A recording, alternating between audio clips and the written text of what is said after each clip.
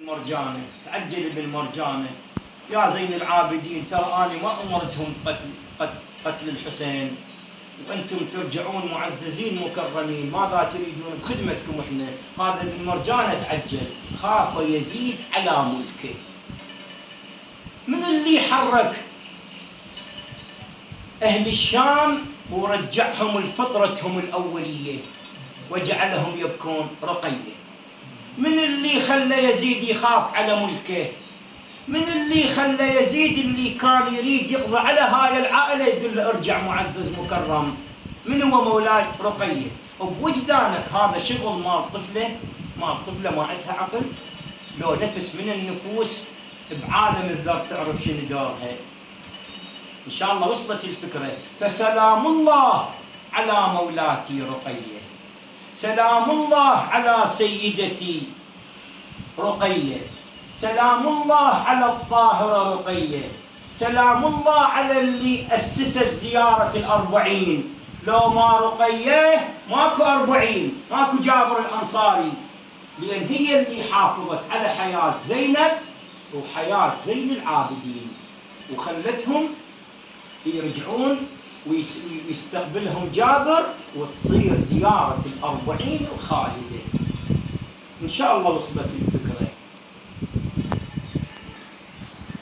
فزت تنادي وصوتها يبيد، صم الصخر ويذوب الحديد، أريدا لابويا الضيغم الحيد، كم دوب يا عم المواعيد. كل ما أسألك تقولين أبوك في سفر.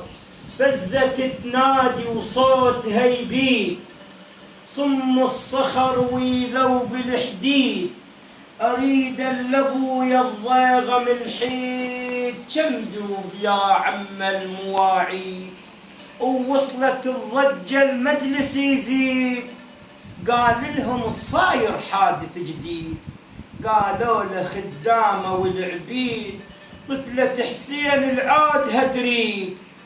يابا جابوه شافتهم من بعيد، جابوه شافتهم من بعيد، صاحت هلا براسك يا العميد.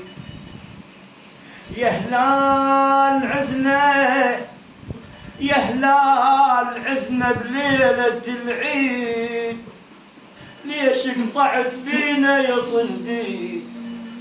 شبقت عليه ودارت الايد، لا كالغريبة ولا ويا الجيد. صاح العليل وصيحته تشيد، ماتت يا عم اختي على الوريد.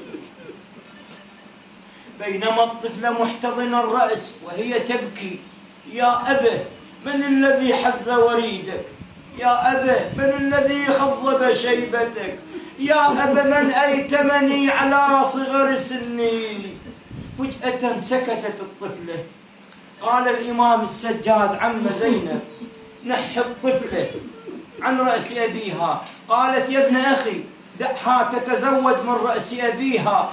قال عم زينب عظم الله لك الأجر، ماتت أختي على رأس أبيها الحسين.